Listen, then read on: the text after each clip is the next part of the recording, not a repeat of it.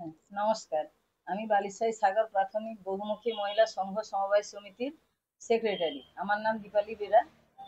এই আর্থিক তছরূপের কথাটা একেবারে মানে অবান্তর কথা। এগুলোর সম্বন্ধে আমাদের এখনো কোনো ভিত নেই। আর এই যে অভিযোগ করছেন পুনরায় যে সাধারণ সভা ডাকা হয়েছে তারা সঠিক হিসাব পায়নি। হিসাব কর্মী রয়েছে তারা অভিযোগ করছে। বিষয়টা নিয়ে কি বলবেন? আমাদের বার্ষিক সভা সুন্দরভাবেই হয়েছে। ওরা লাস্টে পরিকল্পিতভাবেই গন্ডগোলটা করবে বলে এটা করেছে, কিন্তু আমাদের বার্ষিক সভা সুন্দরভাবে হয়েছে। আমাদের ওখানে আয় ব্যয়ের হিসাবও দেওয়া হয়েছে। পুনরায় বার্ষিক সভা করার কোনো প্রয়োজন নেই, নিয়মেও নেই আমাদের। তারা তো জানতে চেয়েছে যে আর্থিক যে তছরূপ হয়েছে সেটা বিলের মাধ্যমে সবাইকে জানানো হবে, এটা তারা জানিয়েছে। এটা কি আমরা সমস্ত মেম্বারদেরকে জানাবেন আপনারা? আমরা আমরা জানাবো আমাদের আধিকারিককে। আমাদের যারা উপর মহলে ব্লক আছেন, আমাদের আধিকারিক যারা আছেন, জেলা আছেন, আমরা ওনাদের কাছে জানাতে বাধ্য।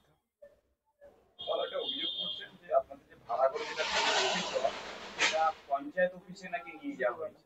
এই বিষয়টি কিভাবে দেখছেন? নমস্কার। এই বিষয়ে আমি বলছি